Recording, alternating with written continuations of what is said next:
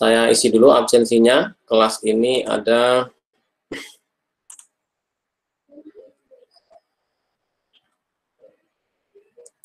30, berarti belum hadir 3 ya.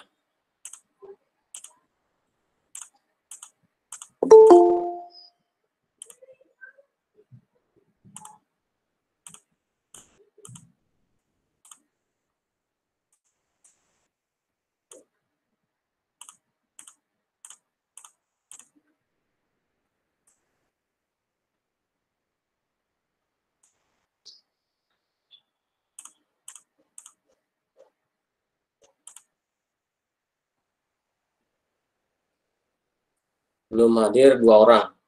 Ada yang tahu siapa yang belum hadir? Ada Helia Silvi, Pak, lagi mati listrik, katanya lagi nyari Helia Silvi, Pak. Siapa? Helia Silvi, Pak.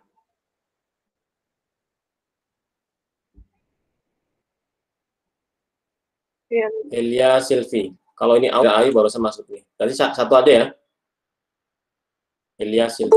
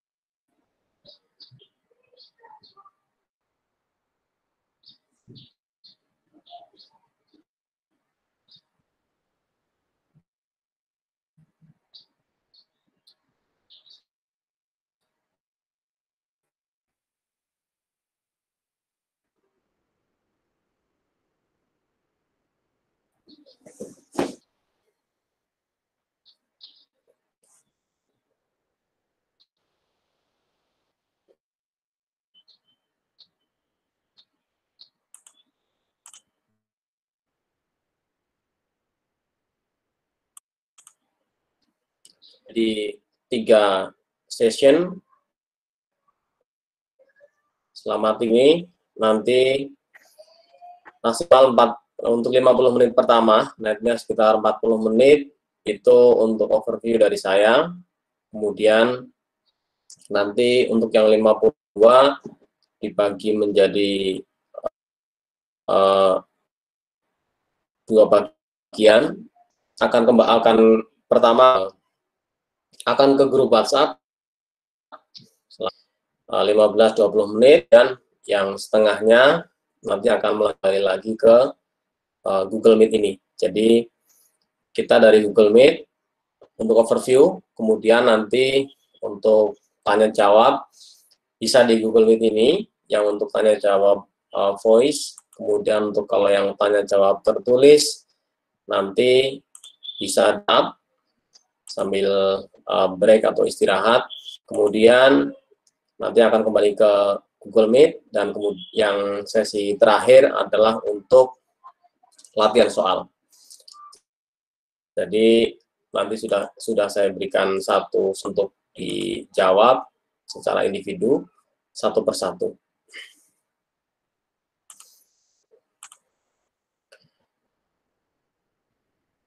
Oke.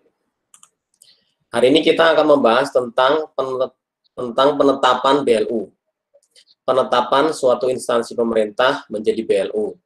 Bagaimana prosesnya sebuah satker pemerintah akan menetapkan pola pengelolaan keuangan BLU atau akan berubah status menjadi sebuah BLU.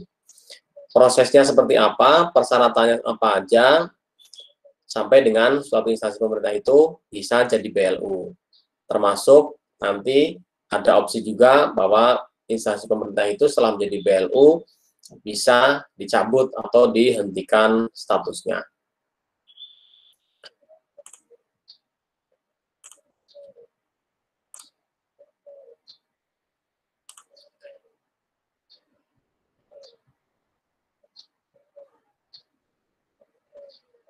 Oke.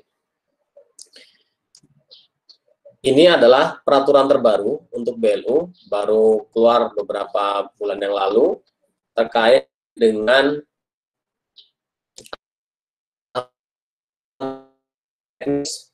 pedoman pengelolaan BLU. Sebelumnya, peraturan tentang BLU itu dengan yang terpisah-pisah. Nah, sekarang peraturan-peraturan sudah dijadikan satu. Nah, disatuin dalam satu peraturan yang mencakup semuanya. Jadi, ini konsepnya mirip dengan Omnibus Law. Satu peraturan yang banyak dimensi. Jadi, peraturan tentang persyaratan menjadi BLU dan peraturan tentang kepegawaian, peraturan tentang investasi, peraturan tentang pengelolaan kas, segala macam, itu ada di dalam satu PMK, peraturan yang sudah digabungkan. Jadi peraturan-peraturan yang lamanya bukan sudah tidak berlaku untuk peraturan yang nah, sekarang sudah menggunakan peraturan yang gabungan. Ini disebutnya peraturan BLU simple. Jadi aturan BLU tidak dipisah sesuai dengan jenisnya, tetapi dijadikan secara terintegrasi dan lebih sederhana. Seperti itu. Oke, persyaratan sebuah instansi pemerintah menjadi BLU. Ada 3 jenis persyaratan sebuah instansi pemerintah bisa menjadi BLU, yaitu substantif, persyaratan teknis, dan persyaratan administratif. Sebuah instansi pemerintah harus bisa memenuhi ketiga persyaratan ini. Dan prosesnya untuk menjadi BLU, nanti di slide akan ada, itu ketika memenuhi persyaratan nantinya akan diajukan ke Kementerian Keuangan. Nah, kita lihat masing-masing jenis persyaratan untuk BLU. Yang pertama adalah persyaratan substantif. Persyaratan substantif itu maksudnya adalah secara substansi jenis layanan yang diberi pemerintah itu apakah masuk ke dalam kategori yang bisa dijadikan BLU atau tidak. Sekali lagi, persyaratan substantif itu maksudnya adalah secara substansi dilihat dari jenis layanannya, apakah instansi pemerintah itu masuk ke dalam salah satu dari 3 substansi yang ada di sini untuk bisa menjadi BLU. Apa aja 3 jenis layanan yang diberikan oleh instansi pemerintah itu? Pertama, instansi itu memberikan barang atau jasa pelayanan umum. Artinya, instansi pemerintah yang tidak memberi umum itu instansi pemerintah umum. Banyak instansi pemerintah misalnya hanya untuk internal, untuk masyarakat. Itu misalnya kementerian itu ada sekretariat jenderal. Gitu Ya, kalau di pemerintah daerah ada sekretariat daerah melayani masyarakat umum. Dia ya melayani itu, misalnya sekretariat jenderal Kementerian Keuangan. Ya pelayanannya dia ya hanya untuk internal Kementerian Keuangan. Sekretariat daerah di Pemda ya dia hanya melayani Pemda itu, tidak melayani. Nah, berbeda dengan instansi pemerintah yang layanannya adalah untuk umum. Layanan yang diberikan kepada masyarakat umum. Nah, banyak instansi pemerintah yang tugasnya seperti itu, tugasnya memberikan pelayanan umum. Hanya saja, instansi pemerintah yang bisa memberikan pelayanan umum, itu juga tidak semuanya bisa jadi BLU. Untuk bisa menjadi BLU, maka persyaratannya adalah layanan umum yang diberikan itu bukan layanan yang sifatnya adalah mandatori. Bukan mandatori, dan yang kedua, bukan monopoli. Jadi, sekali lagi, instansi pemerintah itu menyediakan pelayanan umum, belum tentu, karena pelayanan umum yang dimaksud di sini adalah pelayanan umum yang bukan mandatori dan bukan monopoli. Apa itu pelayanan umum yang mandatori? Pelayanan umum yang mandatori adalah pelayanan yang bersifat wajib setiap warga negara untuk memenuhinya. Contohnya misalnya adalah pelayanan pembuatan KTP. Itu tentu pelayanan umum ya, semua masyarakat. Tetapi itu adalah pelayanan yang bersifat wajib. Artinya semua warga negara wajib bikin KTP yang sudah memenuhi syarat. Nah, pelayanan itu juga sifatnya adalah monopoli. Artinya yang menyediakan layanan itu. Tidak ada dari swasta yang menyediakan. Untuk instansi pemerintah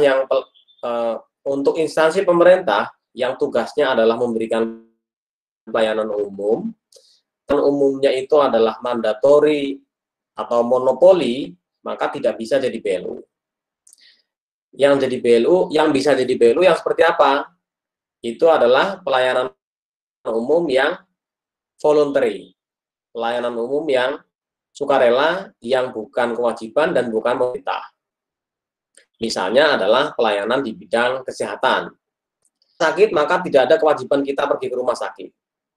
Mau pergi ke rumah sakit silahkan, tidak pergi ke rumah sakit juga tidak apa-apa. Tetapi pemerintah sudah berupa rumah sakit pemerintah. Dan itu juga bukan layanan yang sifatnya monopoli. Kemarin kita sudah bahas, rumah sakit pemerintah ada, rumah sakit swasta juga banyak. Berikutnya misalnya layanan bidang pendidikan. Itu mandatori, artinya akan tidak mau kuliah ya tidak apa-apa. Dan itu juga bukan monopoli. Perguruan tinggi dari pemerintah ada, perguruan tinggi swasta juga ada. Itu layanan umum dan sifatnya bukan mandatori, maka secara substansi instansi pemerintah yang menyediakan layanan seperti itu eligible atau memenuhi syarat substantif untuk bisa menjadi BLU. Kemudian yang kedua adalah bagi instansi pemerintah yang tugasnya adalah mengelola wilayah atau kawasan yang ditujukan untuk masyarakat umum. Jadi kita punya kawasan ekonomi, kawasan otorita, atau kawasan olahraga. Seperti di Jakarta ada kawasan Gelora Bung Karno, pengelola kawasan Gelora Bung Karno, dia adalah BLU. Dia mengelola kawasan yang di situ ada stadion, di situ ada mall, di situ ada kantor, disewakan, dan seterusnya.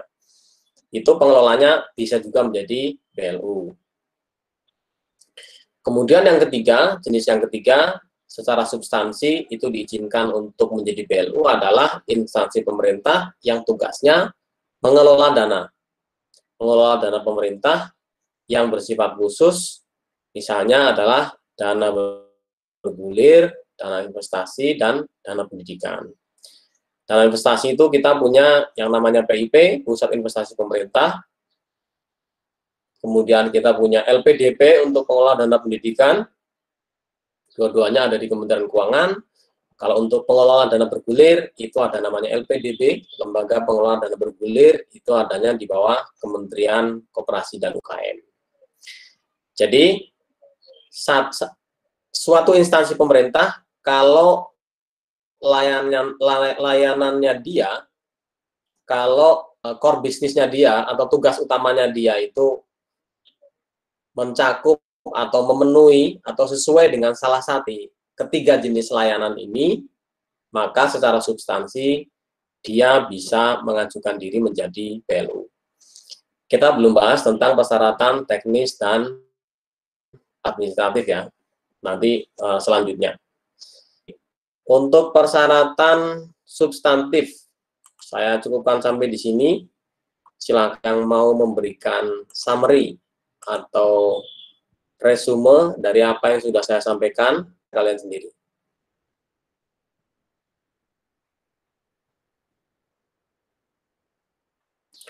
Saya sudah sampaikan belum ya? Jadi salah satu metode belajar yang paling bagus adalah dengan memberikan summary.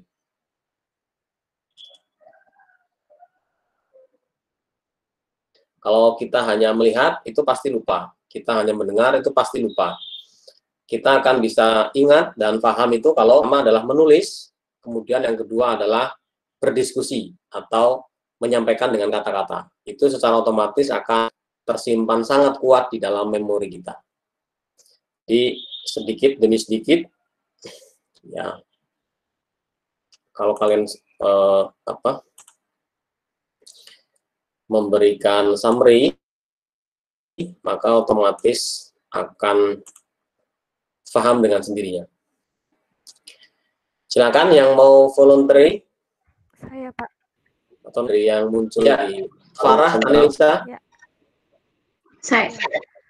Jadi pada slide 2 itu aturan BLU sekarang sudah simpel, dipisah-pisah, terintegrasi dan sederhana. Itu PMK 129. Kemudian persyaratan untuk menjadi BLU itu ada substantif, teknis, dan administratif.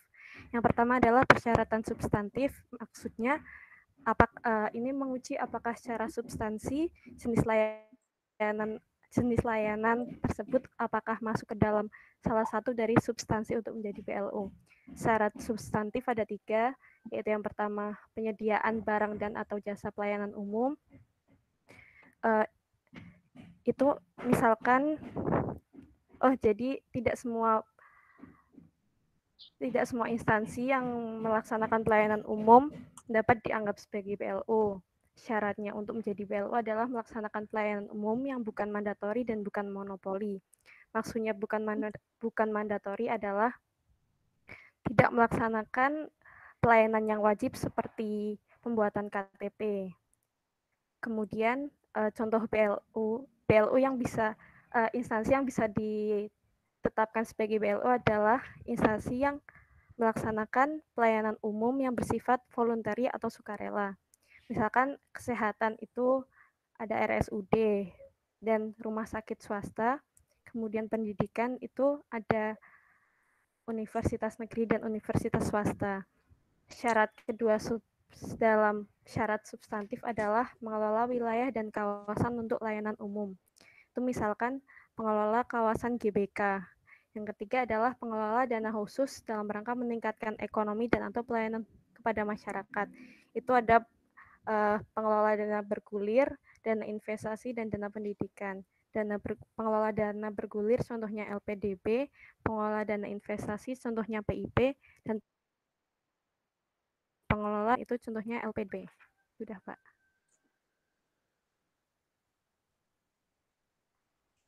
Ya, terima kasih Farah. Ya. Yang terakhir tadi yang pengelola dana bergulir itu contohnya LPDB ya, Lembaga Pengelola Dana Bergulir. Oke. Tadi siapa lagi yang tunjuk tangan? Syifa. Sama nggak apa-apa? Iya, Pak. Jadi, summary dari saya hampir sama. Jadi, kalau instansi yang mau jadi BLU itu harus melengkapi 3 syarat, yaitu substantif, teknis, dan administratif. Yang pertama kita bahas yang secara substantif. Jadi, maksudnya syarat substantif ini adalah jika instansi tersebut secara substansi memiliki layanan umum. Layanan umum ini adalah layanan yang bukan mandatori maupun bukan monopoli. Jadi nggak boleh instansi tersebut yang biasanya memberikan layanan berupa pembuatan KTP itu mengajukan menjadi BLU karena itu bersifat mandatori. Kemudian yang maksudnya bukan monopoli, artinya instansi tersebut tidak akan memonopoli karena ada yang dari pemerintah, ada juga yang dari swasta. Misal ada PTN dan ada PTS juga.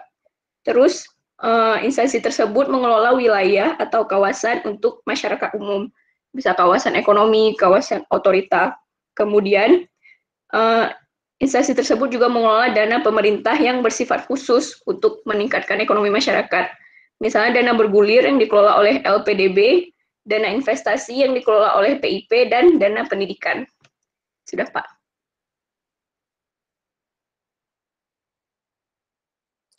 Oke, ya sekarang yang mau tanya, silakan terkait dengan persyaratan.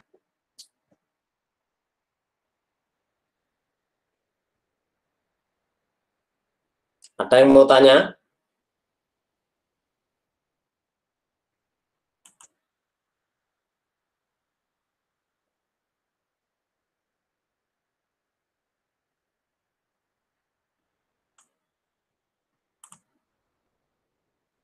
Berikutnya yaitu persyaratan teknis.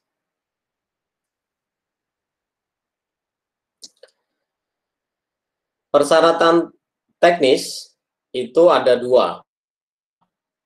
Yang pertama itu terkait dengan potensi kinerja dia di masa depan, apakah bisa ditingkatkan. Kalau dia, kemudian yang nomor dua adalah secara keuangan, calon BLU itu kondisinya sehat atau dalam keadaan baik gitu, profil keuangannya.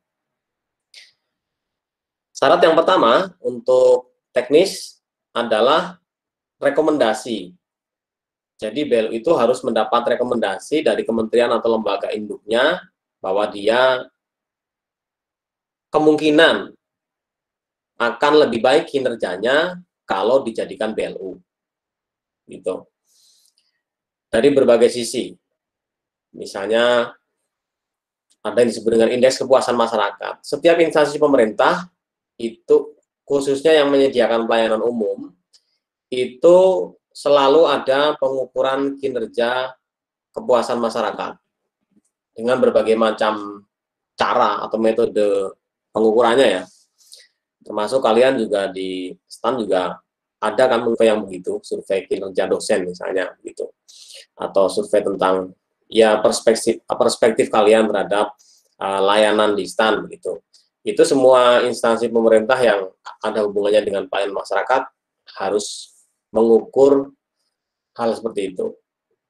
Nah, itu juga bisa dijadikan salah satu bahwa ke depan akan bisa ditingkatkan kalau dia jadi BLU. Kemudian yang kedua, kalau terkait dengan kinerja keuangan, itu, oh ya, yang pertama tadi surat rekomendasi itu bentuknya surat.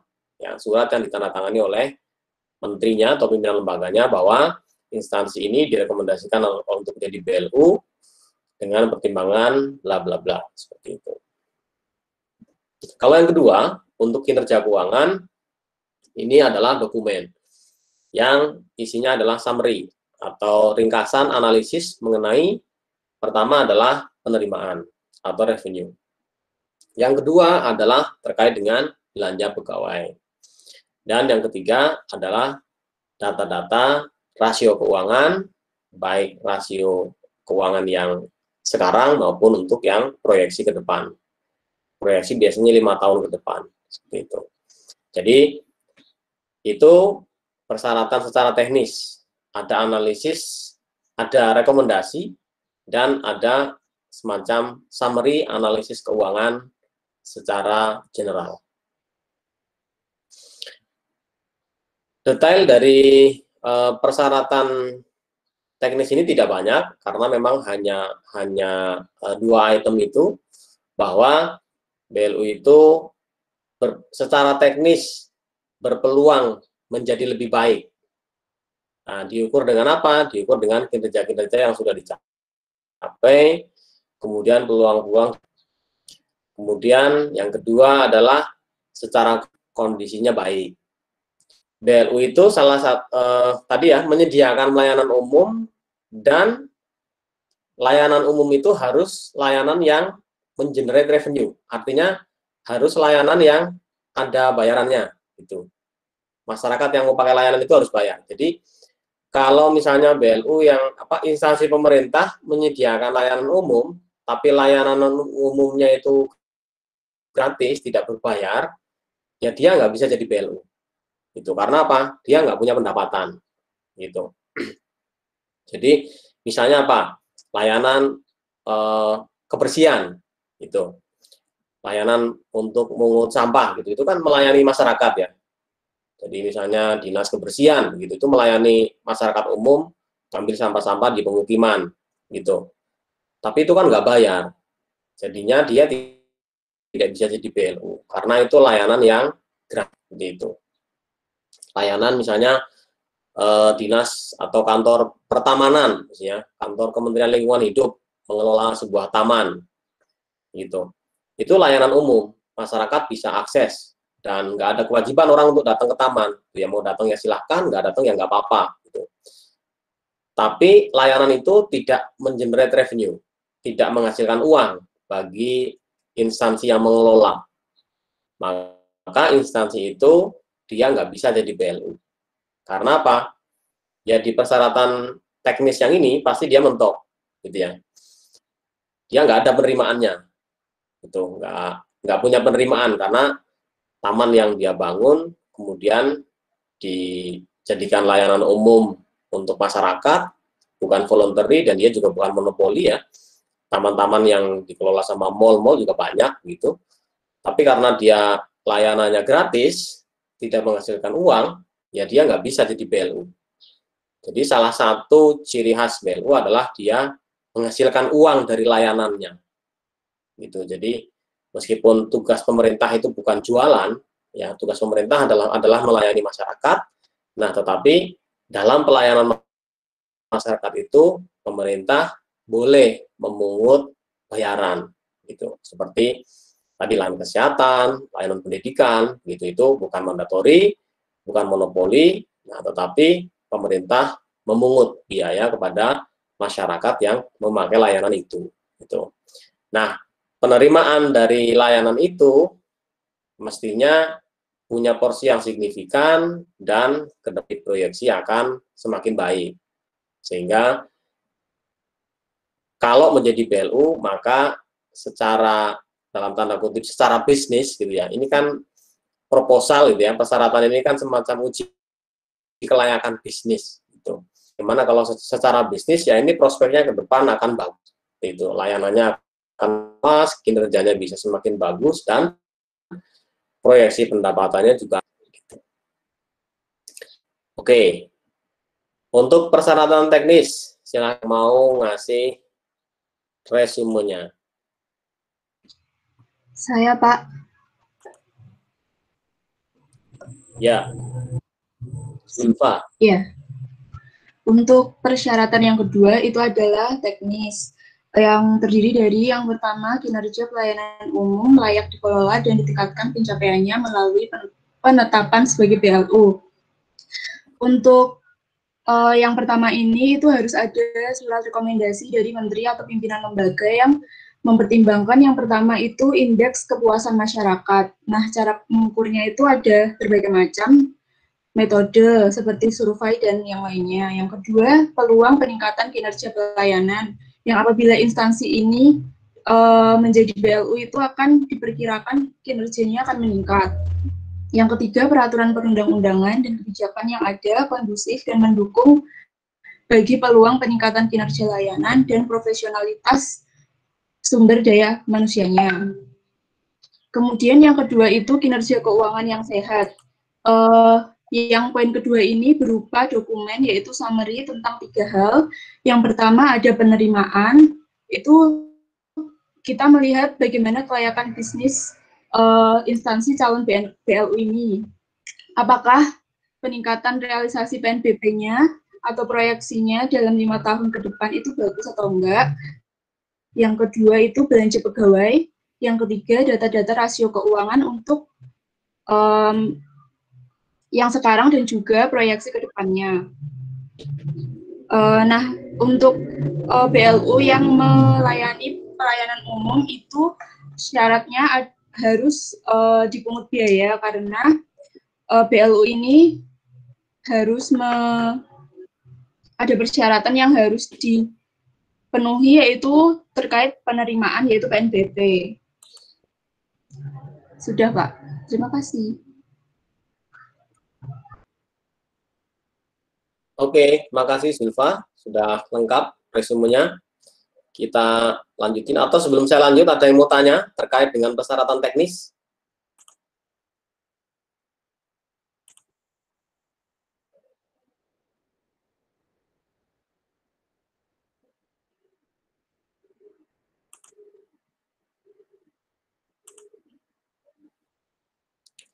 Oke, kita lanjutkan. Berikutnya adalah persyaratan administratif.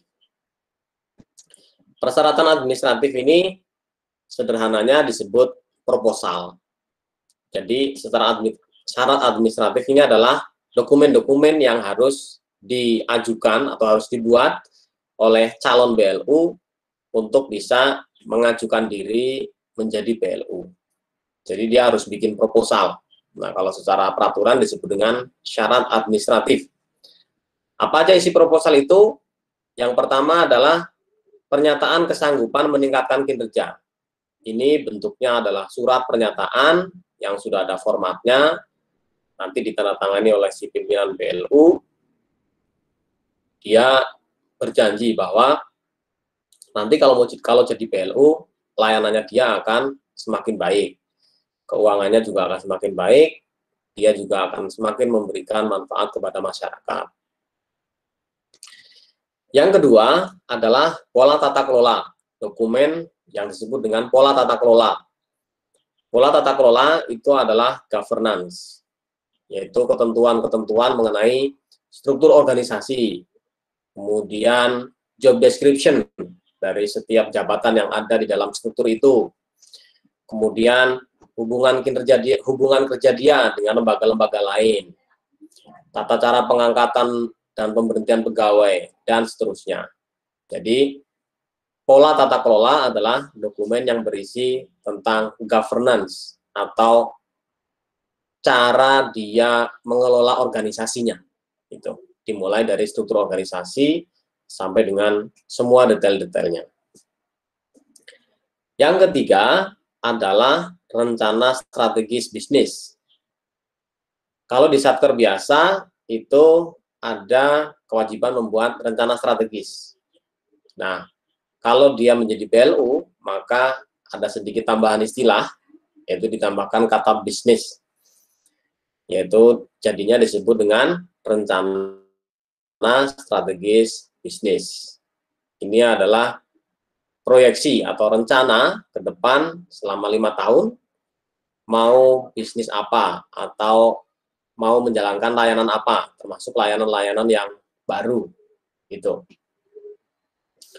Kemudian ada laporan keuangan. Ini bagi BLU yang sudah lama, dalam arti bagi BLU yang sebelumnya adalah Satker. Gitu. Karena ada juga BLU yang bukan instansi lama ya, bukan Satker lama, tapi betul-betul Satker baru yang begitu tadinya nggak ada, kemudian dibuatlah Satker dan begitu jadi Satker langsung BLU pada saat itu juga itu. Jadi sejak awal lahir memang sudah langsung jadi BLU. Itu tentu ya dia belum punya laporan keuangan gitu. Tapi yang dimaksud di sini adalah kalau yang tadinya sudah Satker, misalnya rumah sakit itu sudah ada sejak lama, tapi tadinya Satker biasa. Nah, kemudian kalau dia mau berubah jadi BLU, ya dia harus menyampaikan laporan keuangannya. Berikutnya adalah standar pelayanan minimum. Ini juga wajib disampaikan pada saat pengajuan proposal atau syarat administratif. Setiap instansi pemerintah yang menyediakan layanan umum itu wajib punya SPM, standar pelayanan minimum. Nah, Nah, BLU harus punya. Kalau belum punya ya harus bikin itu. Calon BLU harus punya begitu. Dan berikutnya adalah laporan audit bagi instansi pemerintah yang lama gitu ya, yang tadinya sudah satker. Atau kalau memang instansi pemerintah itu adalah instansi baru yang barusan dibentuk dan akan langsung jadi BLU, ya cukup melampirkan pernyataan bersedia untuk diaudit gitu. Jadi karena dia baru ya otomatis belum punya laporan keuangan dan belum ada laporan auditnya gitu. Nah, kalau yang sudah lama laporan keuangan dan laporan audit, kalau yang baru ini cukup pernyataan bersedia untuk diaudit, atau yang laporan keuangannya cukup proyeksi keuangan, proyeksi laporan keuangan, dan untuk auditnya cukup pernyataan bersedia untuk diaudit. Persyaratan administratif ini siapa yang bikin? Yang bikin ya calon BLU-nya itu. Nah, calon BLU-nya tentu berkomunikasi dengan unit induknya, dengan kementerian yang bersangkutan. Misalnya rumah sakit, dia mau konversi jadi BLU, ya dia harus konsultasi dengan Kementerian Kesehatan untuk menyusun dokumen-dokumen atau proposal ini ya, persyaratan administratif ini, untuk nantinya disampaikan ke Kementerian Keuangan atau proses penetapan sebagai BLU yang nanti akan saya jelaskan setelah ini. Oke, itu persyaratan administratif. Siapa yang mau kasih summary-nya? Saya, Pak. Silakan. Jadi syarat administratif BLU sederhananya gampang itu proposal yang harus diajukan. Nah, itu dokumen yang harus diajukan oleh BLU tersebut jika ingin mengajukan menjadi calon BLU. Terdiri atas yang pertama surat pernyataan kesanggupan untuk meningkatkan kinerja jika nantinya akan dijadikan BLU, lalu pola tata kelola organisasi tersebut, mencakup ketentuan, job desk, hubungan kerja dan sebagainya. Lalu ada rencana strategis bisnis dan laporan keuangan pokok kalau sebelum diajukan itu BLU-nya itu adalah satker. Terus ada SPM atau standar pelayanan minimum, terus laporan audit itu kalau sebelumnya ada satker, dan surat pernyataan bersedia untuk diaudit. Sekian, Pak. Oke, makasih Hermangku. Ada yang mau tanya terkait dengan persyaratan administratif?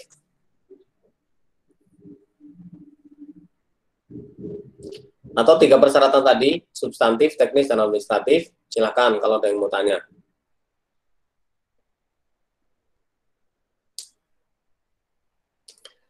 Oke. Belum ada yang tanya? Kalau gitu saya yang tanya.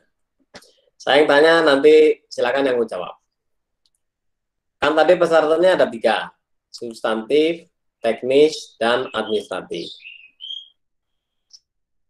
Nah, pertanyaan saya adalah, apakah persyaratan itu harus dipenuhi secara berurutan, dalam arti substansinya dulu, kemudian teknisnya, baru administrasinya?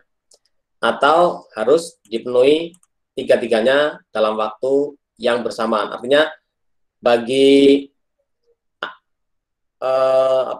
penilaian atau penilaian sebuah instansi pemerintah itu nanti akan layak jadi BLU atau enggak, itu apakah ngecek 3 persyaratan itu berurutan, substansi, lalu teknis, lalu administrasi, atau 3 itu secara bersamaan? Siapa yang tahu jawabannya? Saya, Pak. Izin menjawab, Pak. Ya. Siapa yang duluan tadi? Adolf, Pak Adolf. Adolf? Iya, Pak.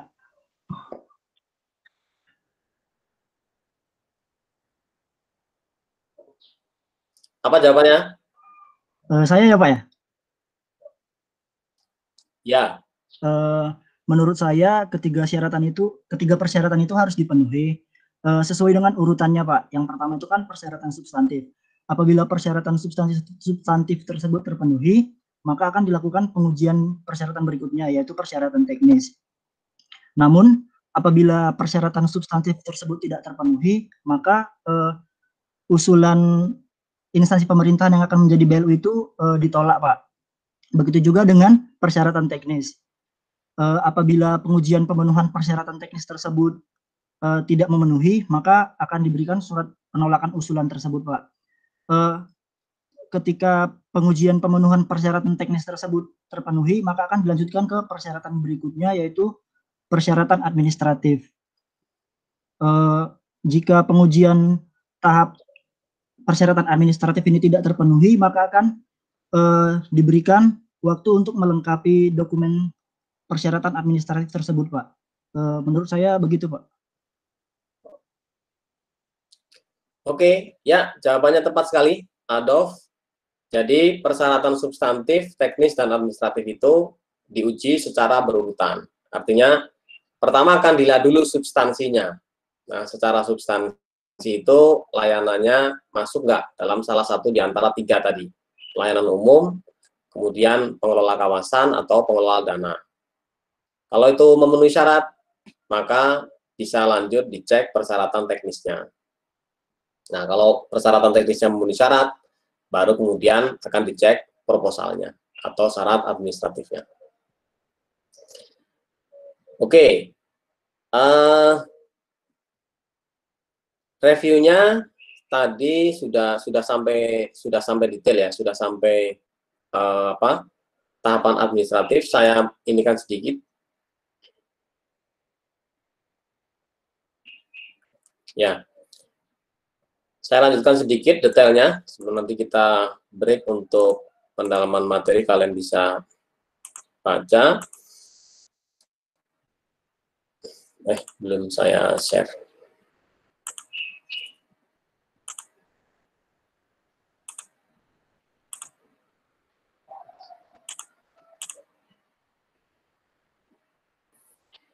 Ya, jadi ini detailnya aja dari yang tadi sudah saya jelaskan. Rencana strategis, kemudian ada laporan keuangan, kemudian standar pelayanan, laporan audit, atau pernyataan bersedia untuk diaudit. Nah, pola tata kelola atau governance, atau kalau di pemerintah disebut dengan OTL, organisasi dan tata laksana, ada struktur organisasinya, tata cara pengangkatan pegawai, kemudian PNS, non-PNS, kemudian komposisinya, dan seterusnya yang terkait dengan pengaturan internal, gitu. Oke, untuk proses nanti akan saya jelaskan di sesi selanjutnya. Sekarang kita break dulu untuk kalian bisa membaca lebih lanjut slide ini. Nanti saya kasih linknya untuk bisa diambil. Kalian bisa baca terlebih dahulu. Kita break 15 menit, 15 atau 20 menit untuk kalian yang mau ke toilet dulu atau mau minum dulu. Silahkan, nanti saya kasih tahu di grup WhatsApp. Saatnya kita kembali sekitar jam 3 ya. Jam 3 kita kembali lagi di Google Meet ini. Oke, silakan break dulu.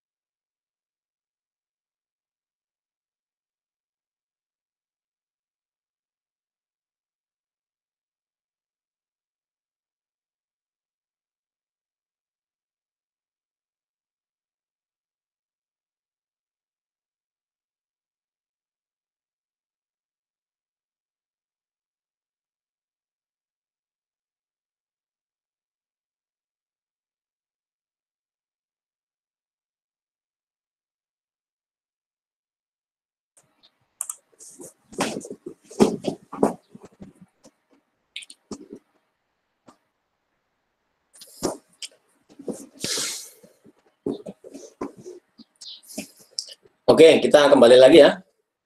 Kita lanjutkan review materinya untuk proses pengusulan instansi pemerintah menjadi BLU, dan yang kedua adalah proses pencabutan atau penghentian ketika suatu instansi pemerintah sudah tidak menjadi BLU lagi, artinya status BLU-nya itu dicabut atau dihentikan.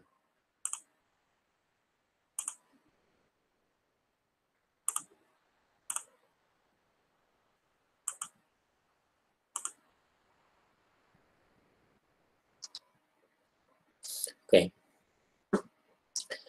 Bagaimana proses pengajuan, penilaian, dan penetapan suatu instansi pemerintah menjadi BLU? Tahapannya seperti ini. Secara umum, tahapan pengajuan suatu instansi pemerintah menjadi BLU sampai dengan nanti ditetapkan, itu melibatkan pertama adalah kementerian lembaga sebagai induk BLU, kemudian yang kedua adalah Kementerian Keuangan. Jadi, kalau dilihat dari kementeriannya, itu dua itu tadi, Kementerian Keuangan induk, kementerian atau lembaga induk, dan Kementerian Keuangan. Nah, kalau di dalam Kementerian Keuangan kita bisa bagi-bagi yang mengurus atau bertanggung jawab dalam proses pembinaan BLU itu ada di Direktorat Jenderal Perbendaharaan. Di sana ada namanya Direktorat Pembinaan Pengelolaan Keuangan BLU. Pertama, kita mulai dari kementerian atau lembaga induk. Jadi, suatu satker pemerintah yang mau jadi BLU, maka harus diusulkan oleh induknya, yaitu oleh menterinya kepada Menteri Keuangan. Jadi, seluruh kementerian yang punya satker dan satkernya itu mau jadi BLU, maka kementerian itu harus mengajukan usulan, proposal kepada Menteri Keuangan. Nah, proposal itu oleh Menteri Keuangan nanti akan disampaikan atau didisposisikan kepada Direktorat Jenderal Perbendaharaan, dalam hal ini adalah Direktorat PPK BLU. Nah, di Direktorat PPK BLU nanti akan dilakukan asesmen atau pengujian terhadap pemenuhan persyaratan tadi, substantif, teknis, dan administratif. Tadi sudah kita bahas bahwa persyaratan substantif akan dilihat dulu. Kalau memenuhi syarat, barulah nanti akan dilihat persyaratan teknisnya. Kalau persyaratan substantif dan teknis ini tidak terpenuhi, maka otomatis akan ditolak. Tapi kalau persyaratan substantif dan teknis itu memenuhi, maka nanti akan dilakukan asesmen selanjutnya, yaitu untuk persyaratan administratif. Dan kalau untuk persyaratan administratif ini, ketika misalnya ada dokumen yang masih belum sempurna, itu masih bisa diperbaiki. Persyaratan administratif atau proposal inilah yang nanti akan diakses, akan dinilai oleh satu tim yang disebut dengan tim penilai. Nah, tim penilai inilah yang nanti akan memberikan scoring, akan memberikan penilaian dalam bentuk angka-angka, itu apakah dokumen-dokumen proposal tadi memenuhi syarat atau layak, atau diberikan penilaian ya, layak atau tidaknya itu nanti kesimpulannya. Tim penilai akan memberikan nilai terhadap dokumen-dokumen itu, ada banyak checklistnya, nanti akan dibuat rekapnya, dan nanti akan disimpulkan bersama-sama oleh para anggota tim apakah instansi itu layak untuk disetujui menjadi BLU. Nanti ketika sudah selesai dilakukan penilaian, asesmen, jika memenuhi syarat, maka akan diterbitkan peraturan Menteri Keuangan atau keputusan Menteri Keuangan tentang penetapan instansi pemerintah itu menjadi BLU. Proses di sini terlihat sederhana, tetapi pada prakteknya itu bisa memakan waktu yang cukup lama. Yang pertama karena antrian untuk menjadi BLU itu cukup banyak. Cukup banyak instansi pemerintah yang ngantri di Kementerian Keuangan atau di Direktorat PKBLU untuk mengajukan diri menjadi BLU. Dan itu penilaiannya tidak bisa sebentar, bisa berkali-kali mereka mengirimkan dokumen administratif, dokumen proposal atau persyaratan administratif khususnya ya, dan kemudian mereka memperbaiki lagi, presentasi lagi, dipanggil lagi, presentasi lagi, seperti itu. Jadi kadang-kadang satu kali penampilan atau satu kali dipanggil untuk presentasi hanya mempresentasikan pola tata kelola. Nanti dipanggil lagi untuk presentasi misalnya terkait dengan proyeksi keuangan. Jadi tim penilai bisa memanggil si calon BLU itu bisa berkali-kali untuk memastikan atau ya mencari informasi tidak hanya dari dokumen atau proposal yang diajukan, tetapi juga ada penjelasan secara lisan, penjelasan presentasi gitu ya, presentasi, diskusi, pembahasan antara tim penilai dengan calon BLU itu. Oke. Secara umum seperti itu prosesnya. Sekarang siapa yang mau memberikan summary-nya?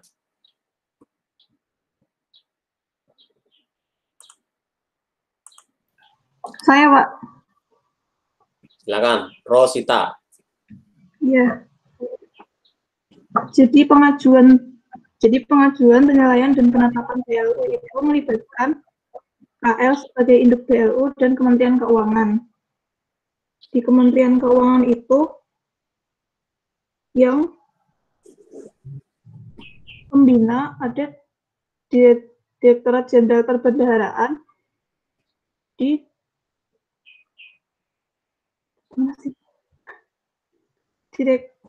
Direktorat PPK. Jadi yang pertama, KL yang ingin satkernya menjadi BLU harus mengajukan proposal. Kemudian proposal itu ditujukan kepada Direktorat PPK BLU. Kemudian dilanjutkan pengujian persyaratan. Pengujian persyaratan itu seperti yang dijelaskan Adolf tadi. Kalau misalnya persyaratan substantif dan persyaratan teknis itu tidak memenuhi, berarti ditolak. Terus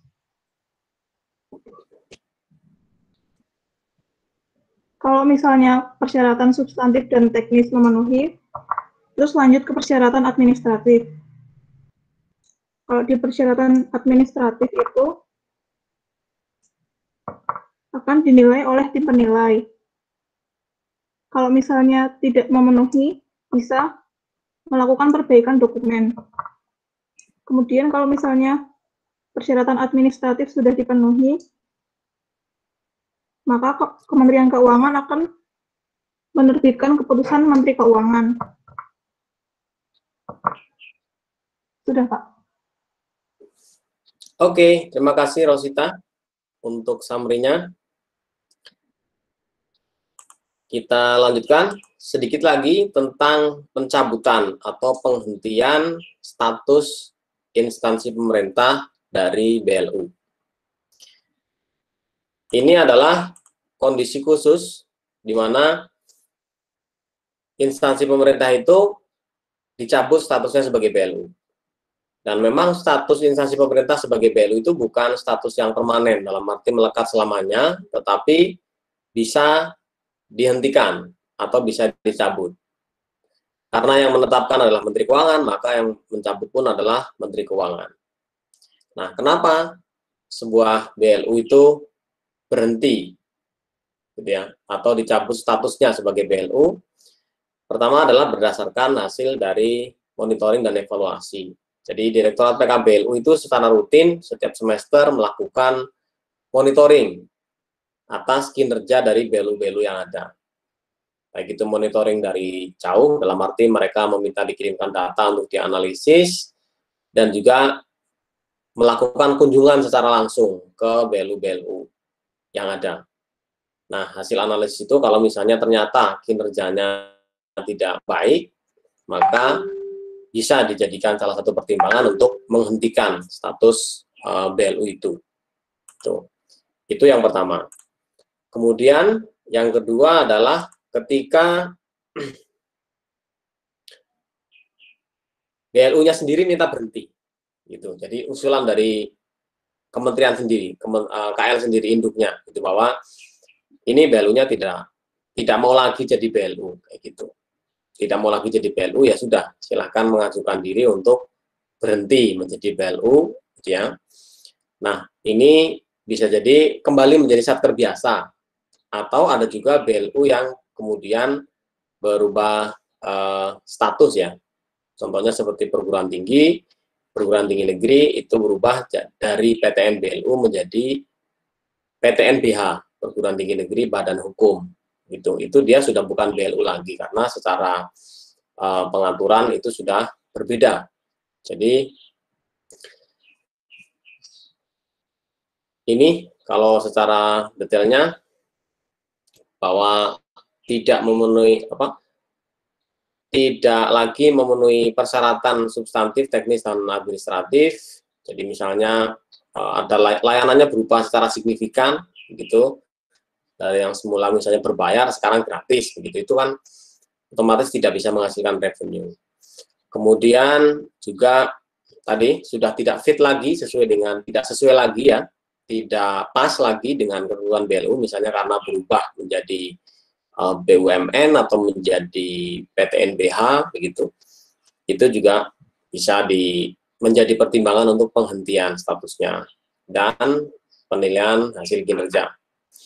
Dan penghentian itu tidak terjadi secara langsung ya, dalam arti langsung dihentikan, tetapi Kementerian Keuangan atau Direktorat PKBLU memberikan peringatan dulu ya dalam waktu 1 tahun untuk misalnya melakukan perbaikan. Kalau yang terkait dengan hasil penilaian kinerja ya, hasil penilaian kinerjanya kurang bagus, maka diberikan peringatan dulu. Nah, kalau diberikan peringatan, nanti ternyata kinerjanya tidak juga membaik, itu nanti bisa dicabut statusnya.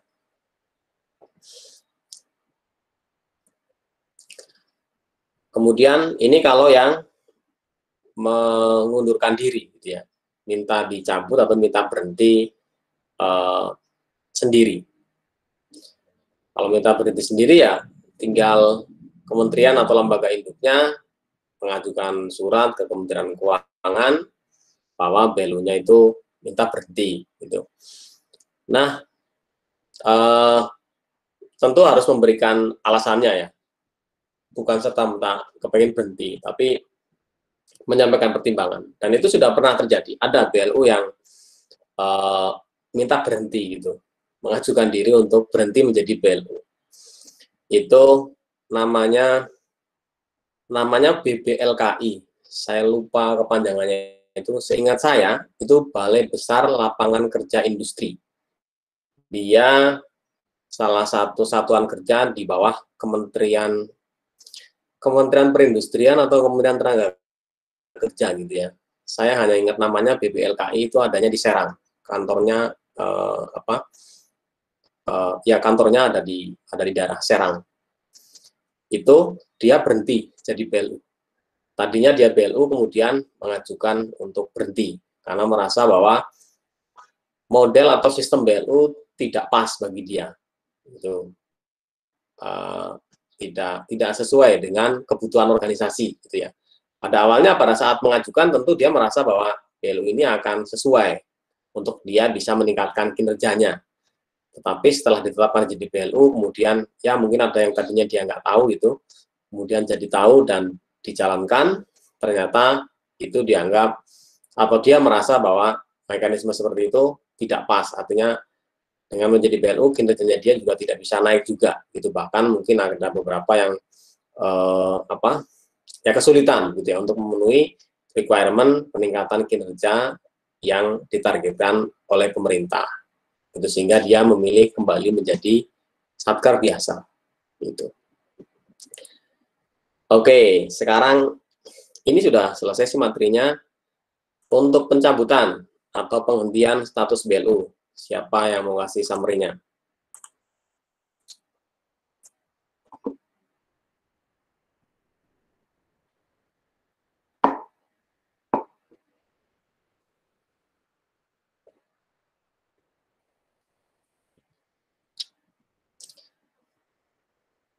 Ada yang mau memberikan ringkasan?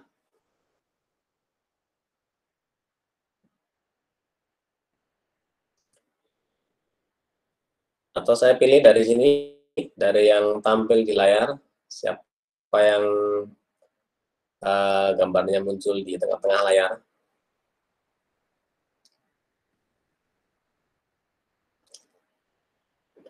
Oke, saya pilih aja ya. Yang muncul di tengah-tengah layar ini ada namanya Dela. Ada Dela? Iya, Pak. Ya, coba Dela. Kasih summary-nya. Iya, Pak.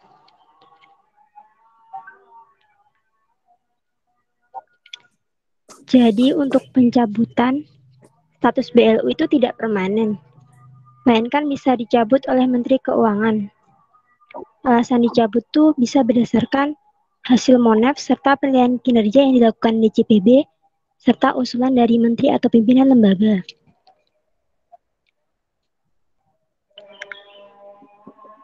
Untuk pencabutan berdasarkan hasil Monef itu dikarenakan BLU tidak memenuhi persyaratan substansif. Misalnya awalnya tuh berbayar, lalu berubah menjadi tidak berbayar. Terus misalnya kinerjanya tidak menjadi lebih baik. Tapi untuk ini bisa diberikan surat peringatan. Yang kedua, BLU sudah tidak mengikuti ketentuan perundang-undangan di bidang pengelolaan keuangan BLU. Yang ketiga, hasil penilaian kinerja BLU yang dilakukan oleh DJPB.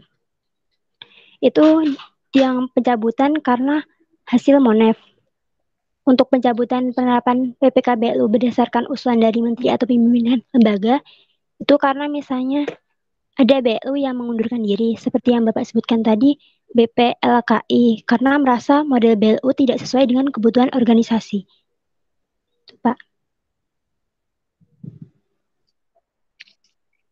Oke, makasih Dela.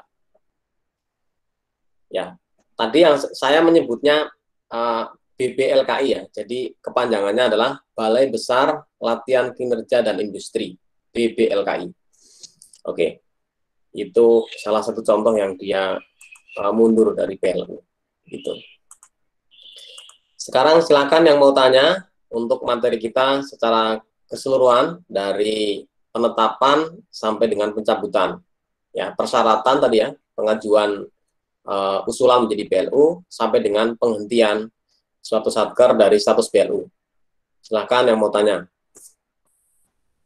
Izin bertanya, Pak. Ya, Dita. Tadi di dalam penilaian dan penetapan BLU kan terdapat tim penilai. Nah, tim penilai ini berasal dari internal DJPB, di PKK BLU, atau instansi tersendiri ya, Pak? Terima kasih. Ya, bagus pertanyaannya, Dita. Tim penilai untuk menilai proposal BLU itu dia lintas instansi. Jadi dari Kementerian Keuangan, ada yang dari Direktorat PKBLU, ada yang dari Direktorat Jenderal Anggaran, ada yang dari Biro Hukum, gitu. Kemudian ada juga tim yang dari Kementerian PAN, Kementerian Pendayagunaan Aparatur Negara dan Reformasi Birokrasi, PAN-RB. Jadi kalau yang dari PAN-RB itu diperlukan untuk menganalisis struktur organisasinya, karena BEL itu adalah instansi pemerintah, tetapi bisa diberikan semacam fleksibilitas untuk menentukan atau membuat struktur organisasi yang cukup berbeda dibandingkan dengan yang lain. Maka dalam kondisi seperti itu diperlukan adanya persetujuan dari Kementerian PAN-RB. Jadi instansi pemerintah di seluruh Indonesia itu struktur organisasinya itu harus mengikuti ketentuan dari Kementerian PAN-RB. Ya, karena Kementerian PAN-RB memang yang punya domain di situ untuk menentukan bahwa organisasi pemerintah itu strukturnya harus seperti apa, itu kita harus mendapatkan persetujuan dari sana. Jadi sebelum dibawa ke PKBLU itu sudah ada persetujuan dari Kementerian PAN, kemudian pada saat nanti proposal juga akan dinilai kembali tentang pola tata kelolanya dan struktur organisasinya. Jadi tim itu tim lintas instansi, utamanya dari Kementerian Keuangan, tetapi juga bisa melibatkan dari kementerian lain, seperti itu. Jadi bukan hanya dari Direktorat Pembinaan PKBLU, tapi juga melibatkan dari Direktorat Jenderal yang lain di Kementerian Keuangan maupun unit-unit tertentu di luar Kementerian Keuangan. Gitu. Terima kasih, Oke. Pak. Tadi siapa yang angkat tangan? Ya. Siapa lagi tadi? Saya, Pak. Adolf. Nurmalia nanti setelahnya ya. Saya mau nanya di 3 syarat tadi, Pak, yang ada 3 pengujian tadi. Untuk tahap asesmen di persyaratan administratif, itu kan apabila instansi calon BLU tidak memenuhi persyaratan tersebut, maka akan melengkapi dan atau memperbaiki dokumen persyaratan administratifnya, Pak. Nah, di tahap itu, apakah Direktorat PPK BLU memberikan batas waktu kepada instansi tersebut untuk melengkapinya, atau seperti apa ya, Pak? Dan kemudian, apabila dalam batas waktu tersebut calon instansi itu tidak bisa melengkapinya, itu proses berikutnya seperti apa ya, Pak? Makasih, Pak. Ya. Ya, yang dimaksud melengkapi maksudnya adalah memperbaiki. Dalam arti, kalau dalam bahasa undang-undang mungkin pakai kata itu ya, kata melengkapi. Tetapi maksudnya adalah memperbaiki. Jadi, bukan berarti bahwa proposal itu awalnya tidak lengkap gitu ya. Dari misalnya tadi 6, 7, atau 8 dokumen yang diminta, dia cuma ngasih 4 gitu ya. Ya kalau dari awal nggak lengkap gitu ya, berarti memang nggak niat gitu. Ya maksudnya adalah dokumennya sudah lengkap, itemnya sudah lengkap, tapi mungkin ada beberapa item yang minta diperbaiki. Pada saat apa? Pada saat presentasi tadi. Ya, pada saat misalnya presentasi, kemudian dari tim meminta, coba dibikin proyeksi pendapatan misalnya dengan asumsi layanannya bisa bertambah misalnya gitu ya. Dari tim misalnya ini ada layanan barunya misalnya ABCD. Nah, ABCD ini bisa dikembangkan lagi nggak? Misalnya mau dibagi layanan per wilayah begitu. Nanti otomatis proyeksi keuangannya akan berubah karena layanannya bertambah. Nah, yang seperti itu. Nah, kalau deadline-nya biasanya disepakati di dalam di dalam rentang waktu penilaian itu. Jadi deadline-nya tidak sama untuk semua BLU bahwa maksimal harus diperbaiki dalam waktu sekian, itu enggak. Biasanya pada saat sudah mengajukan proposal, kemudian tadi ya sudah disuruh presentasi, nanti sudah diperbaiki ya di forum itulah disepakati deadline-nya. Ya, misalnya dikasih waktu 2 minggu ya, ini harus diselesaikan, diperbaiki, nanti 2 minggu datang lagi, presentasi lagi, gitu. Dan kemudian setelah nanti semua itemnya selesai, layak untuk dinilai, maka proses penilaian baru akan dijalankan. Tapi itu umumnya tidak tidak signifikan, karena memang pada saat proposal awal kan sudah diajukan, sudah dinyatakan, sudah ada screening gitu ya dari Kementerian Induk. Gitu ya. Nah, hanya saja karena antriannya banyak, proses ini bisa memakan waktu yang lama. Bolak-balik untuk memperbaiki persyaratan ini bisa lama, gitu ya, karena untuk mendapatkan giliran itu juga cukup panjang gilirannya, ya. Giliran untuk satker yang mau jadi BLU itu cukup panjang. Nah, terlebih lagi untuk satker yang sudah mengajukan dan kemudian perlu memperbaiki. Jadi perbaikannya mungkin sudah jadi, tapi giliran untuk presentasinya masih menunggu kayak gitu. Tapi ya itu bukan norma waktu yang fix ya. Dalam arti maksimal harus sekian sampai dengan sekian gitu, itu enggak. Itu pertimbangan dari tim penilai itu aja. Gitu. Kalau memang dalam jangka waktu yang sudah diberikan deadline ternyata dia enggak memperbaiki, ya bagi tim penilai opsinya adalah yang menilai apa adanya, gitu ya. Kalau misalnya sudah dikasih tahu suruh perbaikan, misalnya ini diperbaiki maksimal sebulan ya, sudah dikirimkan, gitu ya, ternyata sampai berbulan-bulan nggak dikirimkan, ya sudah dinilai apa adanya, nanti skornya ya berdasarkan dokumen yang ada itu, gitu. Oke, tadi siapa lagi? Nurmalia. Iya, izin bertanya Pak. Itu misal instansi pengen ngajuin jadi BLU, misalnya dia ditolak di persyaratan teknis atau substantifnya, itu ada batasnya nggak Pak? Berapa kali dia boleh mengajukan diri jadi BLU gitu Pak? Dan ada nggak yang ditolaknya itu pas di teknis atau substantifnya Pak? Kan soalnya udah jelas gitu persyaratannya. Ada nggak yang udah ditolak di teknis, ataupun di persyaratan awal, terus dia ngajuin lagi itu bolehnya berapa kali Pak? Ada batasan atau enggak? Ya, terima kasih pertanyaannya Nurmalia, bagus pertanyaannya. Kalau batasan secara legal tidak ada. Berapa kali kita boleh mengajukan untuk menjadi BLU, misalnya ditolak gitu ya. Artinya boleh. Kalau sudah ditolak, mengajukan diri ya boleh, mengajukan lagi ya boleh. Nanti tinggal apakah faktor yang menyebabkan kegagalan itu sudah berubah. Jadi misalnya, oh dulu saya gagal karena tidak bisa meyakinkan bahwa ke depan proyeksi keuangannya akan bagus, gitu ya. Karena ya ini layanannya sedikit, gitu. Kemudian selama ini juga nggak berkembang, gitu misalnya. Nah ternyata dia sudah misalnya dengan dukungan dana baru, fasilitas baru dan sebagainya, sekarang sudah bagus nih prospek ke depannya, gitu. Itu bisa dan itu tidak ada batasannya kalau secara legal ya. Batasan untuk berapa kali harus boleh apply gitu. Berbeda dengan seperti orang daftar ke kampus gitu ya, ada batas maksimalnya. Kalau yang BLU ini tidak. Kemudian contoh instansi pemerintah yang gagal di tahapan substantif atau teknis gitu ya. Itu ada, tetapi maksudnya bukan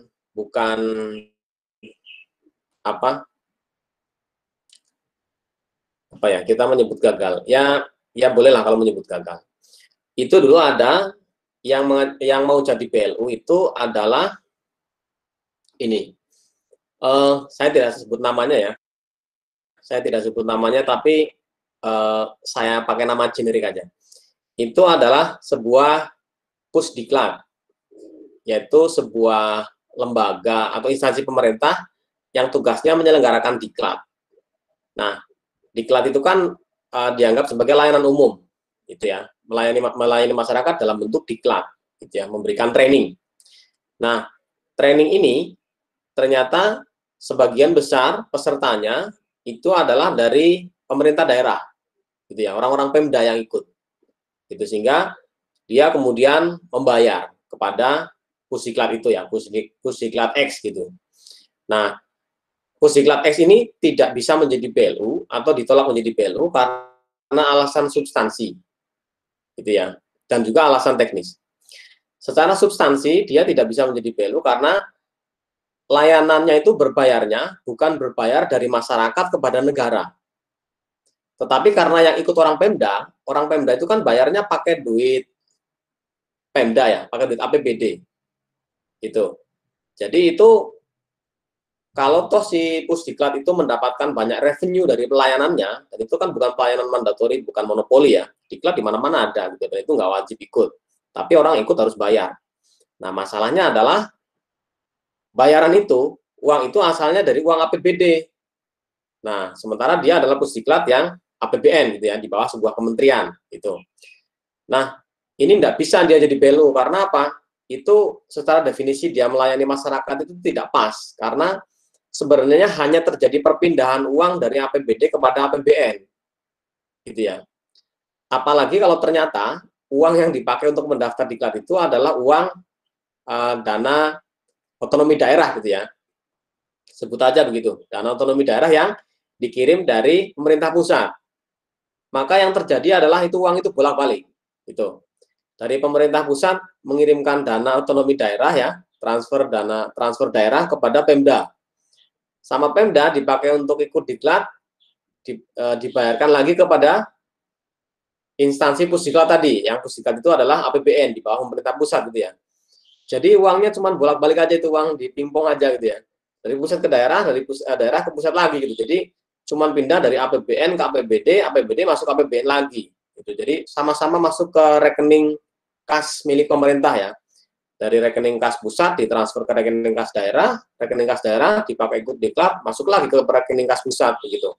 Jadi itu dianggap tidak memenuhi syarat substantif dan administratif, substantif dan teknis, karena secara teknis pendapatan dia itu bukan pendapatan yang real, dalam arti pendapatan real yang pemerintah memperoleh dana dari masyarakat, gitu ya, dari hasil layanan.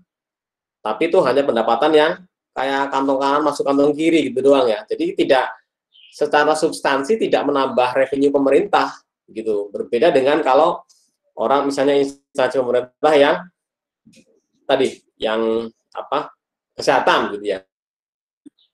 Ya kan itu kan bukan dari dana pemerintah gitu ya. Kemudian pendidikan gitu ya, itu kan juga dia bayarannya pakai duitnya sendiri gitu ya, bukan pakai duit dari APBN kayak gitu. Itu termasuk yang waktu itu tidak disetujui untuk menjadi PLU meskipun tadi ya secara pelayanan betul dia melayani umum, bukan mandatori, bukan monopoli, kemudian layanan umumnya juga berbayar gitu, tetapi ternyata customer dia atau orang yang dia layani itu adalah orang-orang dari pemerintah sendiri gitu ya. Jadi itu menjadi tidak tepat untuk dijadikan BLU karena tadi kalau nanti dia jadi PLU, dia akan didorong untuk meningkatkan pendapatan, gitu ya, meningkatkan pendapatan, meningkatkan layanan. Yang terjadi adalah in out tadi, keluar dari kas negara, masuk kas daerah, masuk lagi kas negara lagi, gitu. Jadi itu uang yang puter-puter doang, gitu. Tidak secara real meningkatkan sumber pendapatan pemerintah dari PNBP, gitu. Jadi dari APBN ditransfer ke daerah, dana transfer daerah, dari daerah ditransfer ke pusat jadi PNBP lagi, gitu. Jadi ini keluar belanja, kemudian masuk PNBP. Jadinya apa? Malah jadi terekam berkali-kali, gitu ya. Terekam sebagai belanja, kemudian terekam lagi sebagai pendapatan, gitu. Itu ya. Oke. Ada lagi? Silakan. Yang mau tanya? Izin bertanya, Pak. Anggun. Iya. Di proses pengajuan itu kan ada KL mengusulkan satker. Apabila satkernya itu di bawah Kementerian Keuangan, apakah langsung satkernya tersebut memberikan usulan kepada PPK BLU atau tetap butuh usulan dari Menlu ya, Pak? Oke. Ya, terima kasih Anggun. Bagus pertanyaannya. Pertanyaan yang nyata itu. Artinya sangat mungkin terjadi dan memang betul-betul terjadi. Kementerian Keuangan sendiri kan punya BLU, punya beberapa BLU. Salah satunya adalah kampus kita sendiri. Rekenstein adalah BLU. Kemudian kita juga punya LPDP, ya, pengelola dana pendidikan. Kita juga punya PIP. Kemudian ada satu lagi saya lupa namanya. Pengelola dana kelapa sawit itu juga seingat saya di bawahnya Kementerian Keuangan. Kalau instansi yang di bawahnya Kementerian Keuangan, maka itu secara legal itu harus diusulkan oleh Menteri Keuangan kepada Menteri Keuangan. Nah, bagaimana ceritanya Menteri Keuangan mengusulkan kepada Menteri Keuangan? Iya, kalau di birokrasi itu ada istilah tanda tangan itu atas nama. Gitu ya, tanda tangan atas nama Menteri Keuangan. Jadi yang tanda tangan sebagai Menteri Keuangan itu belum tentu Menteri Keuangannya langsung, tetapi bisa pejabat yang atas nama Menteri Keuangan, gitu ya, menandatangani sebuah dokumen. Jadi usulannya tetap harus dari Menteri Keuangan kepada Menteri Keuangan. Nah, tetapi yang mengusulkan biasanya adalah pejabat yang atas nama, gitu ya, atas nama Menteri Keuangan. Nah, nanti diusulkan kepada Menteri Keuangan itu sendiri. Jadi seolah-olah yang tanda tangan usulan ini, yang atas nama ini, seolah-olah dia adalah diekuivalenkan dengan KL lain, gitu ya. Nah, nanti dia mengusulkan kepada Menteri Keuangan. Misalnya, kalau dulu PKN-STAN itu, yang tanda tangan mengusulkan adalah Sekretaris Jenderal. Jadi di bawah Menteri Keuangan kan ada Sekjen. Nah, Sekjen ini tanda tangan kemudian Sekretaris Jenderal. Nah, dia tanda tangan di situ mengusulkan, gitu ya. Tadi menyampaikan persyaratan kepada siapa? Kepada Menteri Keuangan, gitu. Satker-satker yang lain juga seperti itu. Proses pengusulannya, kalau memang dia di bawah Kementerian Keuangan, ya tetap usulannya harus dari menteri kepada menteri. Nah, tetapi di birokrasi difasilitasi dengan cara tanda tangan itu atas nama, gitu. Atas nama Menteri Keuangan, artinya bukan betul-betul dari orang yang sama kepada orang yang sama, gitu ya. Jadi kalau misalnya sekarang Menteri Keuangannya adalah Bu Sri Mulyani, bukan berarti Bu Sri Mulyani tanda tangan kepada Menteri Keuangan yang nanti akan diterima oleh Sri Mulyani lagi gitu ya. Nggak begitu. Tapi yang tanda tangan adalah Sekretaris Jenderal gitu ya. Sekarang misalnya Pak Hadianto. Nah, maka kepada Menteri Keuangan gitu ya, nanti yang tanda tangan adalah atas nama Menteri Keuangan Sekretaris Jenderal Hadianto gitu ya. Dia tanda tangan di situ mengusulkan PKN STAN untuk menjadi BLU gitu ya. Nanti surat itu akan diterima oleh Bu Sri Mulyani. Dari Pak Hadianto Sekretaris Jenderal diterima oleh Bu Sri Mulyani. Bu Sri Mulyani kasihnya ke siapa? Kasihnya ke Direktorat PKBLU gitu ya, melalui Dirjen Perbendaharaan gitu. Jadi ya itu apa namanya, modifikasi birokrasinya begitu, karena secara peraturan memang harus diusulkan oleh menteri kepada Menteri Keuangan. Nah, kalau ternyata yang di internal Menteri Keuangan sendiri, ya sudah, yang seolah-olah jadi menteri itu adalah pejabat di bawahnya Menteri Keuangan yang melakukan tanda tangan atas nama Menteri Keuangan. Jelas ya, ada gambaran ya? Ya, jadi nggak ada masalah. Gitu. Iya, Silakan, ada lagi? Izin bertanya, Pak.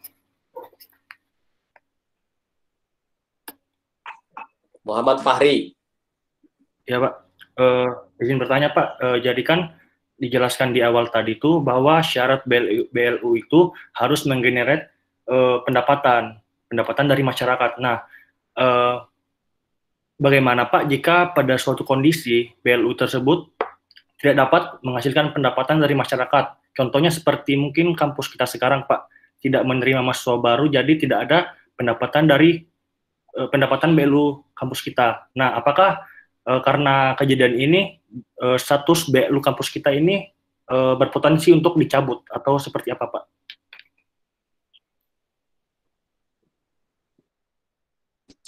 Ya, terima kasih pertanyaannya. Ya, kondisinya begitu. Kondisinya kalau pendapatan BLU itu kemudian berubah signifikan, dalam arti misalnya potensi pendapatannya itu hilang, maka dia bisa dilakukan reassessment. Jadi reevaluasi, dievaluasi kembali bahwa ini masih bisa lanjut nggak menjadi BLU, gitu ya. Karena tadi BLU itu mestinya dia mengenerate revenue, gitu. Jadi seperti kondisi di STAN, kalau dilakukan reassessment oleh Direktorat PKBLU, maka ya PKN STAN berpotensi untuk hentikan statusnya sebagai BLU karena sudah tidak lagi memenuhi persyaratan substantif tadi ya, substantif dan teknis, gitu ya. Secara substansi pelayanannya itu pelayanannya sebenarnya ini ya masih dipungut biaya, katakanlah untuk biaya pendaftaran pertama masuk gitu ya, USM. Tetapi bahwa pendapatannya itu tidak kontinu, tidak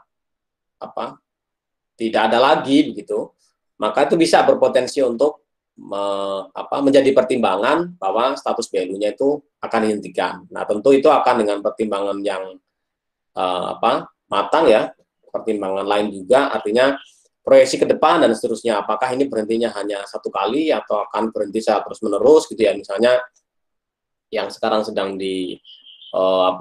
diwacanakan bahwa prodi-prodinya kemungkinan juga akan dikurangi, tidak sebanyak yang sekarang gitu ya, akan di merger beberapa prodi begitu, sehingga layanannya mungkin akan lebih spesifik, dan kalau memang itu dianggap sebagai perubahan layanan yang signifikan, maka dari Direktorat PKBLU bisa melakukan reassessment yang kesimpulannya bisa lanjut BLU atau ini dihentikan sebagai BLU, cukup sebagai satker biasa gitu.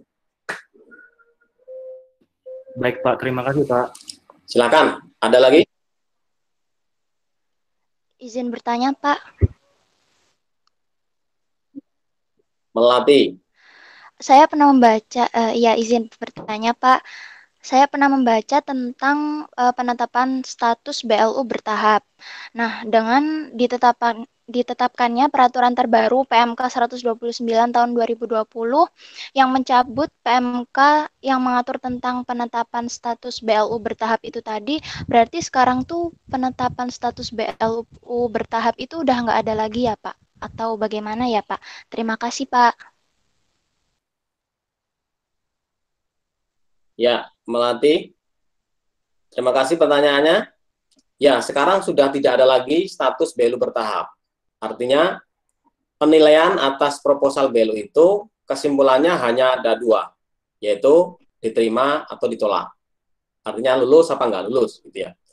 Kalau dulu itu ada semacam lulus bersyarat, gitu ya. Jadi latihan dulu, gitu ya. Boleh latihan dulu jadi BLU, gitu. Jadi latihan nanti setahun dievaluasi, kalau memang oke nanti dikasih status sebagai BLU penuh, gitu ya. Dulu ada status diterima, dalam arti status BLU penuh berarti lulus 100% atau BLU bertahap yang belum lulus 100%, gitu ya. Suruh latihan dulu. Nah, sekarang sudah tidak ada lagi karena dianggap ya itu menjadi apa namanya? Menjadi tidak jelas sebenarnya ini layak atau tidak, gitu ya. Kalau memang tidak layak ya mestinya tidak usah. Kalau memang layak ya harusnya langsung aja status BLU penuh, gitu ya. Dan secara apa? Ya secara real ya, bukan alasan secara legal. Secara real itu jadi menumpuk-numpuk, gitu ya, antrian untuk BLU itu, asesmennya, gitu ya. Sementara yang antrian baru aja ini masih banyak, ternyata ada juga yang lama yang harus diakses lagi, gitu ya. Padahal tahun sebelumnya sudah diakses, mestinya keputusannya kalau memang layak ya langsung jalan, kalau memang tidak layak ya langsung ditolak, gitu. Jadi status BLU bertahap sekarang sudah tidak ada lagi, hanya ada BLU penuh atau ditolak, begitu. Tidak lagi menjadi apa ya? Menjadi beban lah, gitu ya. Bikin repot, gitu intinya. Karena dalam waktu setahun harus diakses lagi, sementara yang lain aja ini asesmennya belum kelar, gitu. Yang baru-baru, yang calon-calon yang lain aja masih banyak, gitu. Sementara ini yang dikasih status BLU bertahap harus direakses lagi, gitu. Jadi ya nambah-nambahin kerjaan lah, gitu ya. Akibat tadi keputusan yang keputusan yang tanggung, gitu ya. Jadi kalau keputusan ya kalau mau lulus ya lulus, enggak ya enggak, gitu. Jadi kalau dikasih niatnya bagus untuk dikasih periode latihan, gitu ya, tetapi ya jadi secara praktek juga menjadi repot, dan BLU-nya sendiri juga repot ketika tahun pertama menjalani latihan, kemudian tahun kedua sudah disibukkan lagi dengan harus presentasi lagi, mengajukan proposal lagi, yaitu. Jadi itu dianggap supaya lebih simpel, ya sudah keputusannya ambil aja lulus apa enggak lulus, kayak gitu. Silakan. Terima kasih, Pak.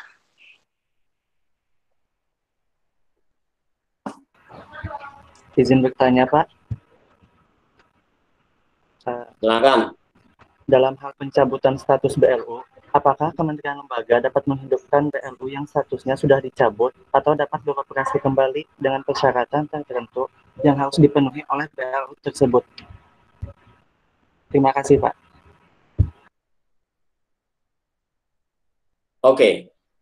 Ya, pertanyaan yang bagus. Apakah kalau sudah dicabut nanti bisa hidup lagi? Bisa, tapi harus mengajukan proposal lagi. Mengajukan proposal usulan lagi dari awal. Artinya, kalau misalnya dulu jadi BLU, kemudian kinerjanya jelek, kemudian dihentikan.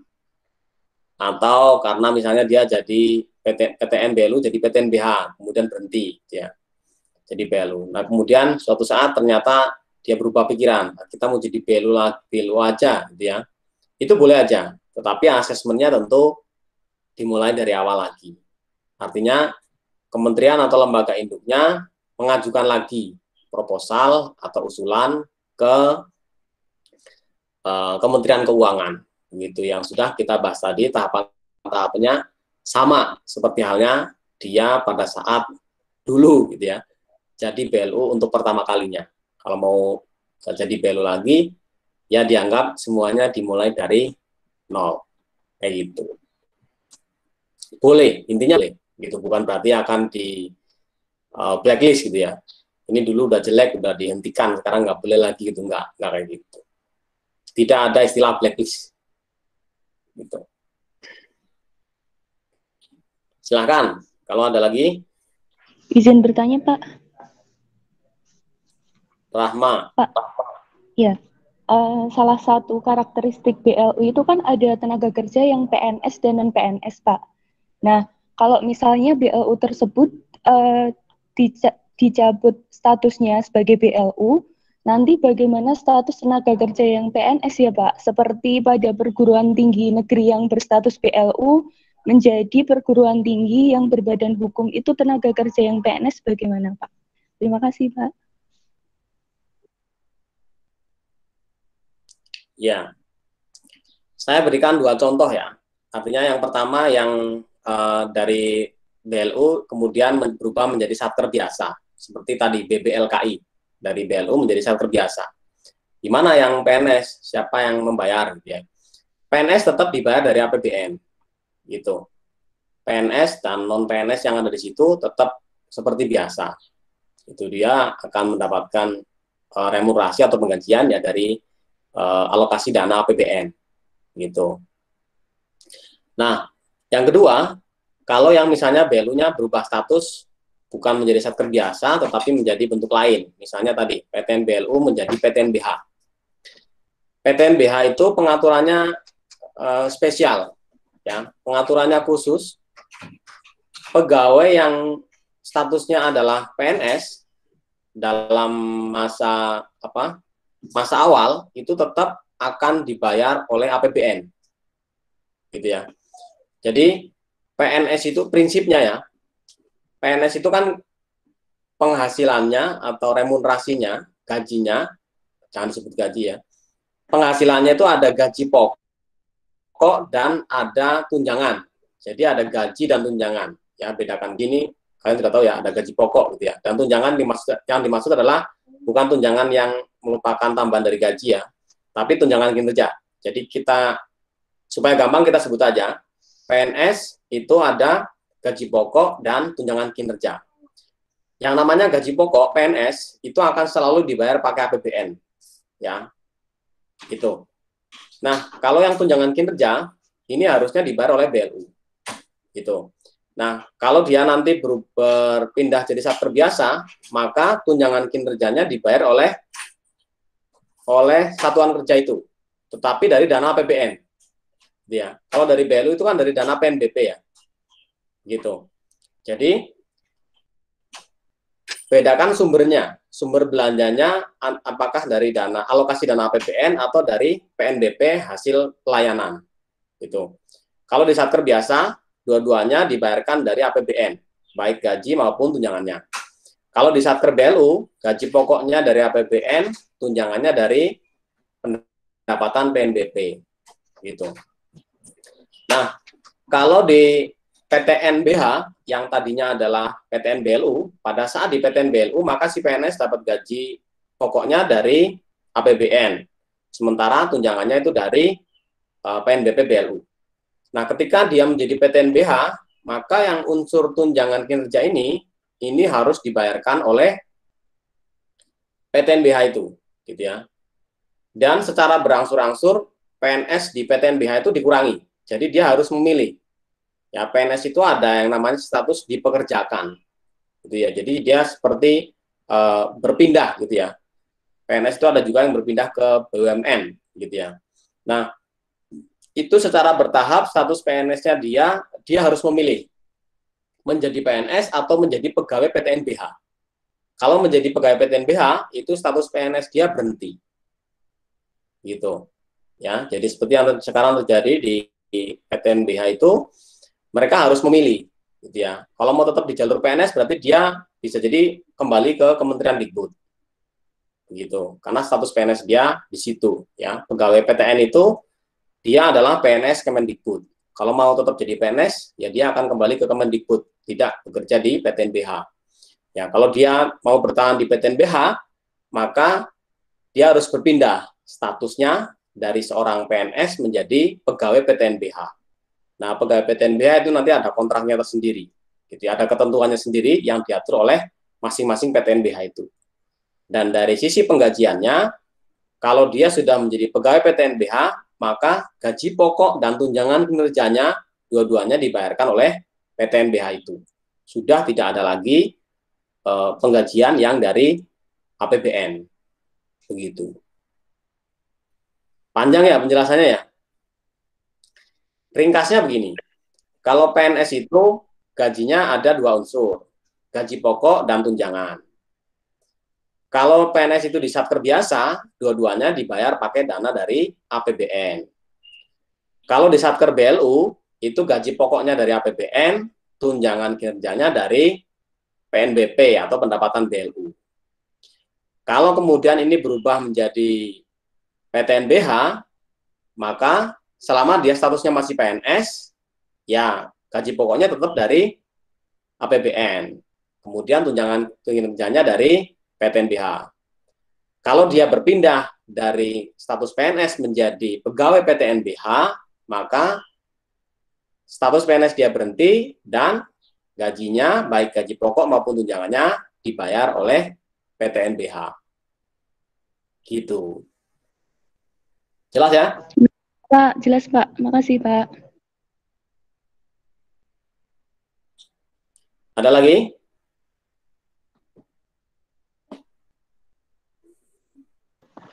Izin bertanya Pak. Ya, Arnold. Pak, untuk syarat penentuan penetapan BLU yang di luar negeri sama nggak Pak sama yang di dalam negeri? Oke. Ya, kalau BLU di luar negeri itu tidak bisa dibandingkan dengan Indonesia. Dalam arti BLU di setiap negara itu berbeda. Tidak ada satupun yang sama. Cara atau modelnya BLU itu tidak ada yang sama. Di seluruh dunia tidak ada yang sama. Di negara A, negara B tidak ada yang sama. Semuanya punya ketentuan sendiri-sendiri. Gitu ya. Model-modelnya itu semuanya berbeda. Kita bisa menyebutnya mirip ya, tapi kalau sudah sampai ke yang hal-hal yang detail kayak gini, tidak mungkin ada yang sama. Gitu. Jadi mereka punya persyaratan sendiri. Model cara penetapannya, model cara asesmennya, bagaimana mana yang jadi BLU dan mana yang enggak, gitu ya, itu sangat berbeda.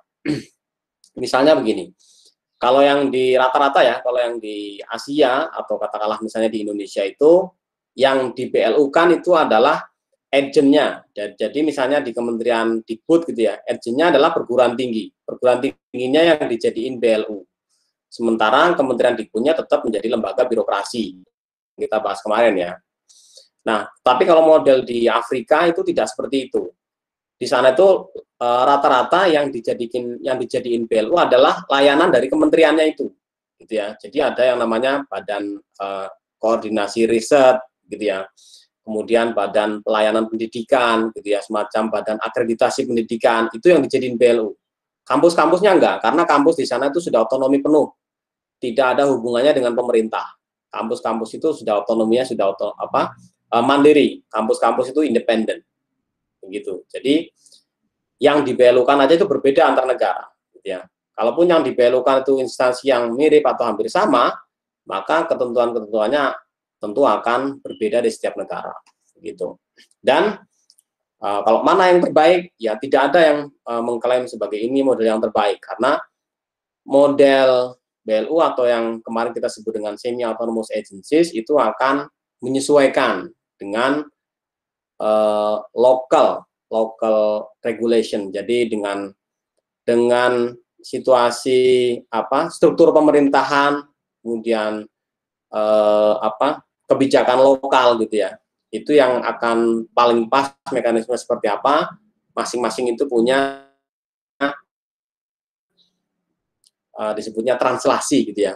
Model atau prinsipnya hampir sama, prinsip pengelolaannya hampir sama, tapi ketika sudah diimplementasikan di masing-masing negara, itu translasi atau masing-masing negara memahami BLU dengan pemahaman yang berbeda-beda sesuai dengan konteks lokal masing-masing. Gitu. Oke ya, kita cukupkan untuk diskusinya sampai di sini, berarti kita tidak perlu diskusi di WhatsApp, tidak masalah ya. Kita sudah diskusi di sini. Sisa waktu 30 menit untuk latihan soal. Nanti akan saya berikan linknya. Kalian kerjakan langsung di situ seperti biasa. Ini baru pertama ya kalau untuk yang BLU ya. Ya, jadi ada latihan soal, satu soal aja. Kalian jawab itu seperti pertanyaan ujian ya. Silakan dijawab dan langsung dijawab sekarang ya. Tidak perlu menjadi PR yang tertunda-tunda. Jadi nanti di akhir kuliah ini kalian sudah selesai mengerjakan. Jadi saya akan berikan link Google Form, nanti bisa langsung diisi di situ, dijawab di situ, kalian isi identitas di situ, dan dikirimkan paling lambat di akhir sesi kuliah ini di jam 16.30. Oke, sesi ini saya tutup. Saya akhiri. Selamat sore. Assalamualaikum warahmatullahi wabarakatuh. Waalaikumsalam. Terima kasih, Pak.